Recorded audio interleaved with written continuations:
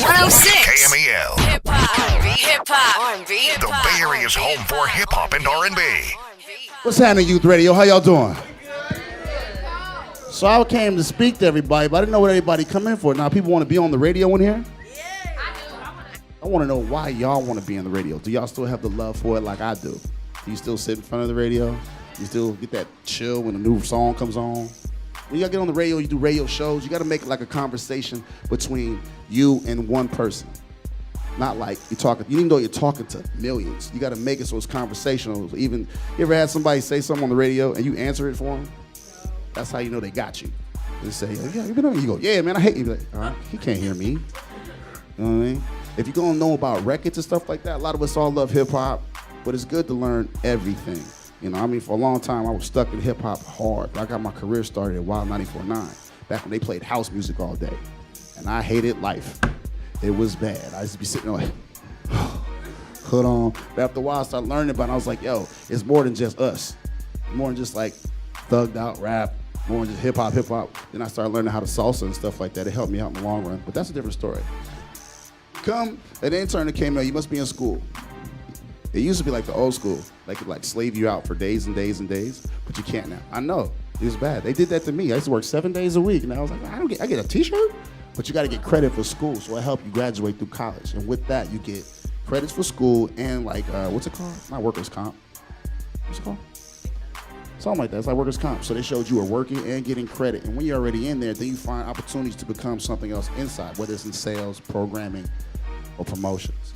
So it's like a stepping stone. This is the most important thing I could really teach you. Never take money for a record. Because if you take money for anything, you have no opinion. If I say, hey, you like this pizza? No, it got fur on it and hair. They go $1,000, and you eat that pizza. That means you'll do anything. Don't sell out. You see what I'm saying? You want to control what your music is, your dance floor, your show, and all the things you got going. You don't want somebody to dictate what you have going because they want to give you money. What would be the purpose of that? You have no say in it. So now you work for that person. So if you come to me and be like, yo, I'll give you $1,000. I'm like, no, that sucks. And you be like, I got $1 million. I'm stupid. I won't take the money. So I get joy of telling them it sucks. That's the thing. Stand your ground. You got to stand for something, because if you don't, anything can happen. You'll do anything, and that's not something that you want to do. You want to make sure if this is what you want to do, this is how you want your sound to go, this is how you want your show to run, stick to it. If a local person, I want them to get their own feet, so I have to come looking for them. I don't want them to come looking for me. I hate being at dinner with my mom or something. And, oh man, I got this CD, bruh. Thank you. You know, that's how it goes. Songwriters are right from the heart, man. Try to make something that's timeless. Don't just make records that's just like, never follow what you just hear on the radio, what you think is gonna be cool. Right from the heart. You know how y'all like Mary J. Blige and Keisha Cole when they hurting down and hurt, and you hear those records like, oh, and you just never want them to be happy? That's not good. But those are the best records. If you put yourself out there, people will come to it. That's the best thing you can do. That's the biggest records we love, is someone that was really going through something bad. We be like, oh my God. And we hear it over and over and over. Most of the best records are the most homegrown records. When you have a record that is big, you'll know it's big because it takes off without you knowing it. So the key to the record, just have a record that you know is gonna have to go. You take over your street, to your block, to your city, and it will spread on its own. Most of the records have their own feet. That's how you pick them sometimes. Now, I give you my perspective on DJing and radio and all the things that do to be on the radio and stuff like that. I have someone that's gonna come in here and teach y'all about the industry of music, rapping, songwriting. That's right there. Matter of fact, I don't even want to say his name. I want to see the surprise on y'all face when he walks in. Can he just walk in the spot right now? So we can see, because they all sweating trying to see who coming out here, who he brought over to Youth Radio. I brought y'all a superstar, a legend. I brought y'all a king today. What's happening? Bay Area!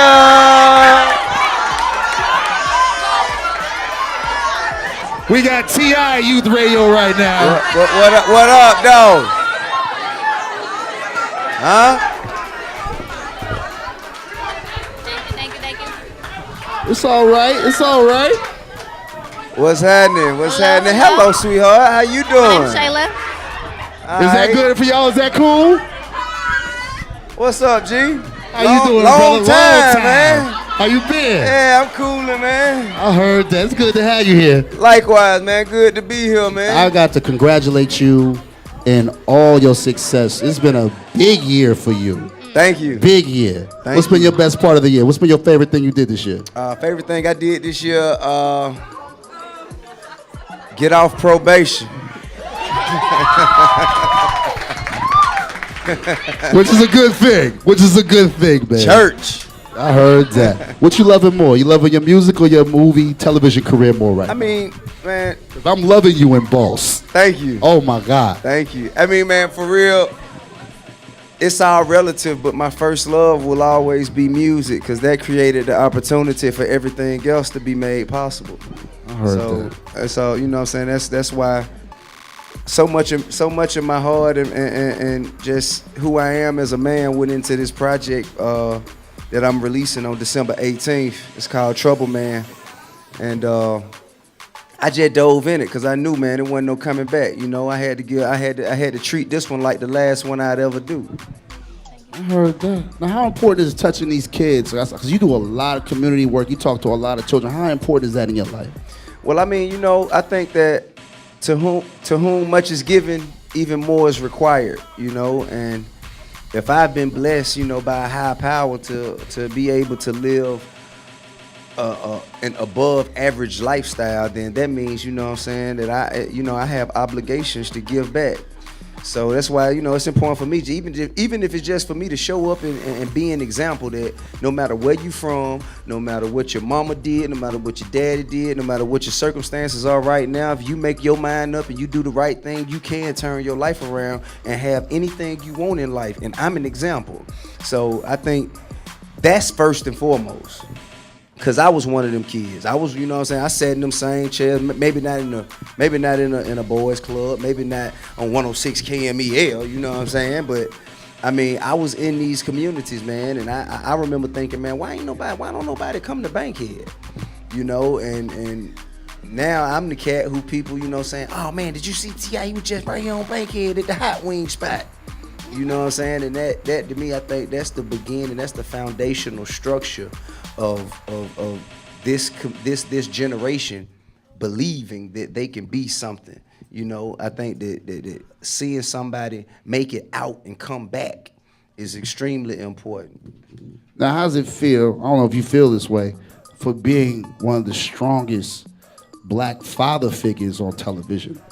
There is none. You're the biggest, strongest one that's out there since Bill Cosby. Well, thank you.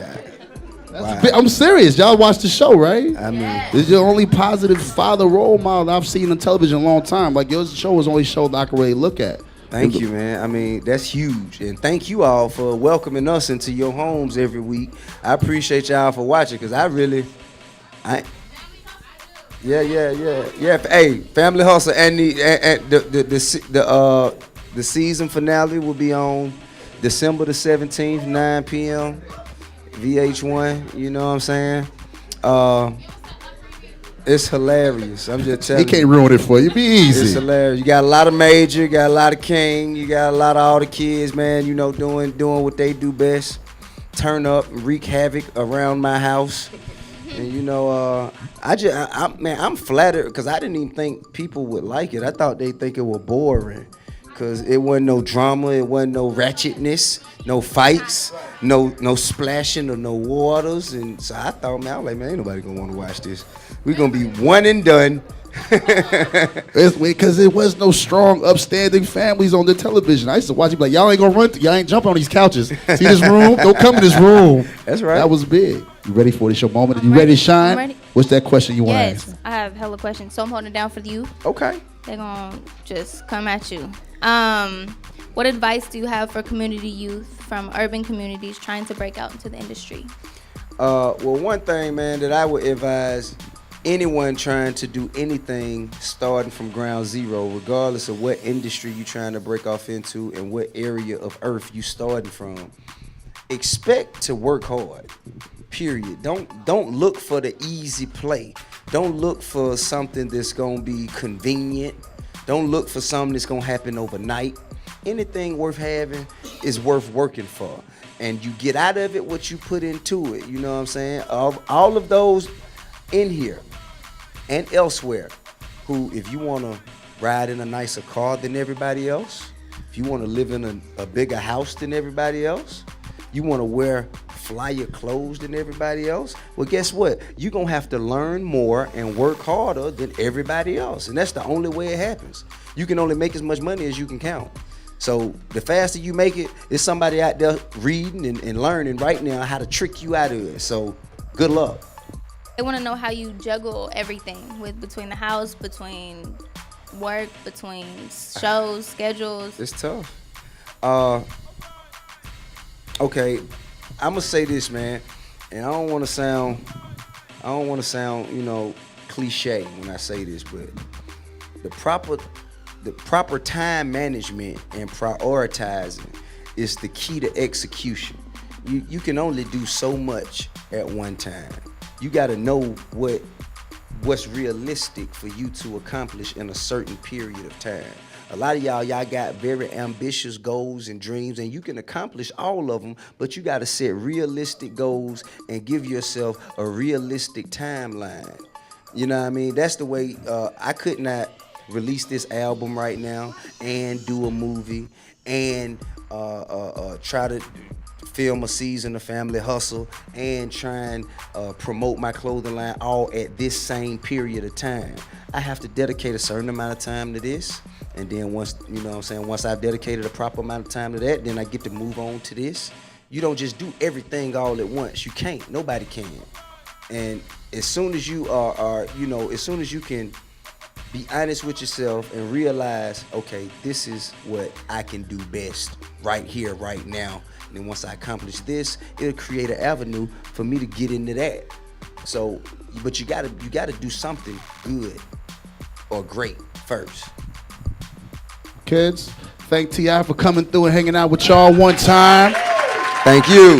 Before we go, just one serious thing you want to tell the kids before you ride out of here. What you want to tell them? I can't tell you nothing no more serious than to keep God first, man. And just, and make sure that you all know that you have the potential and the opportunity to do any and everything in life you want to, man. Just remember this, man. Whether you believe you can or you believe you can't, either way, you right. So follow your heart, man. And you know what I'm saying? I'll meet you at the top. Love. Give it up for T.I. one time, Youth Radio. Thank you for coming through, brother.